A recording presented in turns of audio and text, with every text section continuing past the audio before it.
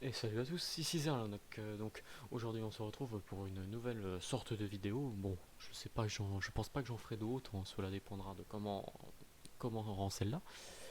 C'est la première fois que je fais ça, donc je ne pense pas que ça soit forcément de la très bonne qualité ou de très bonne vidéo, mais voilà, je fais de mon mieux. Donc je suis là pour vous présenter 4 animes incontournables pour passer le temps. Parce que voilà, il faut bien s'occuper entre plusieurs animés.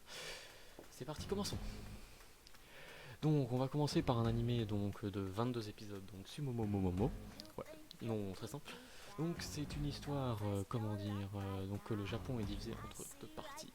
Le combattant de l'Ouest et les combattants de l'Est. Les clans veulent déclencher la guerre les 12 Shinsho, 12 clans, donc chacun représentant un animal du zodiaque chinois. Et pour la contrer, l'homme le plus fort de la partie Est décide de marier son fils Koshi avec la fille de l'homme le plus fort de la partie Ouest, Momoko. Momoko va ainsi habiter chez Koshi pour essayer de lui faire un enfant, qui sera l'enfant le plus fort du monde. Malheureusement, Momoko va sortir un refus catégorique pendant tout l'épisode. Enfin, comment dire, plus simple, Koshi ne veut pas d'elle et est obligé de vivre avec elle. Voilà.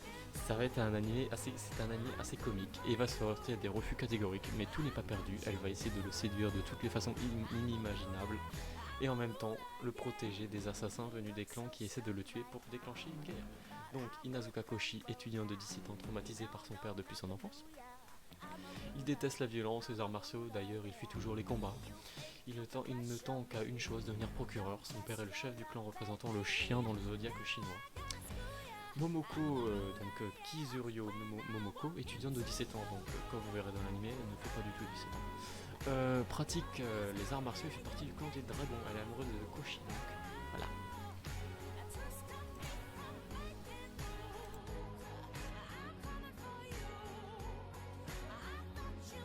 Alors, qui n'a jamais rêvé de pouvoir écrire dans son cahier et faire tomber amoureux n'importe qui avec n'importe qui?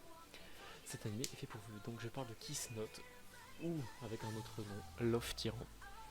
Donc, le héros principal de la série est un jeune garçon, enfin lycéen, qui est amoureux d'une fille qui ne sait pas encore, mais est une tsundere. C'est ce qu'est une tsundere, t'entends d'expliquer. Mais il va à rencontrer une fille qui se nomme Guri quand elle est apparue devant sa porte d'entrée déguisée en Shinigami. Elle lui a alors dit que son nom était écrit dans le Kiss Note et que s'il n'avait pas embrassé quelqu'un pour les 24 heures à venir, elle mourrait et il resterait vierge pour la vie. Du coup, obligé d'aller avouer son amour à la femme qu'il aime, donc Akane, pour seulement découvrir ses tendances aussi. Non, finalement c'est pas Tsundere, je me suis trompé, c'est Yandere, excusez-moi. Je viens de repenser. Seiji, je sais pas, j'arrive pas trop. Donc si je me trompe pas, non, non, on n'est pas trop. Est une personne plus ou moins raisonnable, essayant de faire plaisir à toutes les femmes autour de lui sans les blesser.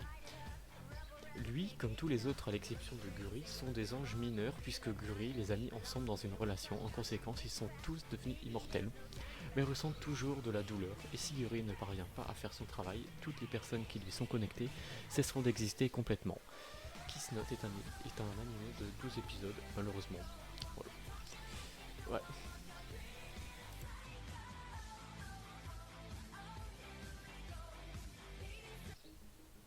Donc maintenant passons à une histoire un petit peu plus romanesque.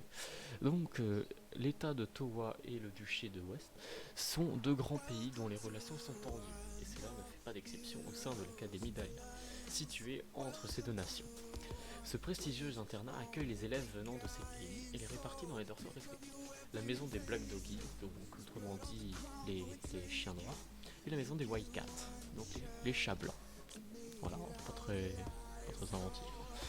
Roméo Inazuka et Juliette Persia en sont les représentants. Cependant, au fur et à mesure de leur affrontement, Roméo développe des sentiments envers Juliette. Donc il faut savoir que Roméo Inazuka, chef des Black Doggy, et White Cat, c'est Juliette Persia. Donc du coup, ils ne s'apprécient pas du tout. Et au final, les deux représentants s'aiment.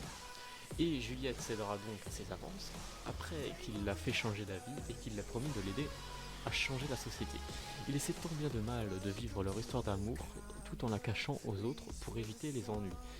Donc Kishoku Gaku no Juliette un animé de 12 épisodes, oui, malheureusement, parce qu'il est extrêmement bien. Donc je vous le conseille. Donc, en gros, c'est un animé, donc si vous connaissez Roméo et Juliette, voilà, c'est Roméo et Juliette avec de la baston, tout simplement. Et une bonne dose de comique aussi.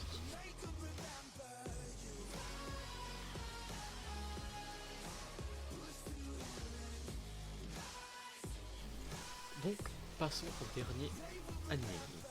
Donc, Dog Day est un animé en 13 épisodes, moi qui pensais qu'il y en aurait plus. Mais est un animé vraiment considéré donc comme un animé, vraiment t'as rien à regarder, tu regardes celui-là, mais ça n'empêche pas qu'il est vraiment très bien. Donc, sur le continent de Fronial, la République de Biscotti, donc vous allez voir hein, les noms d'endroits, ça vole pas très haut, hein, Biscotti, Biscotte, vous allez voir les autres.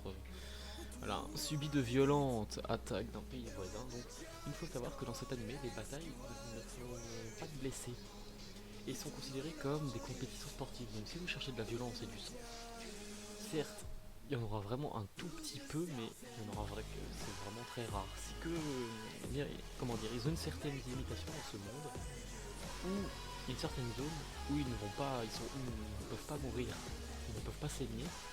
Enfin, ils ne peuvent pas mourir, c'est dans le sens où tu peux pas, en fait, tu te fais taper, tu vas vite te transformer en boule de poil et ça va rien se passer d'autre. Mais à partir du moment où tu quittes cette zone, tu peux saigner et mourir.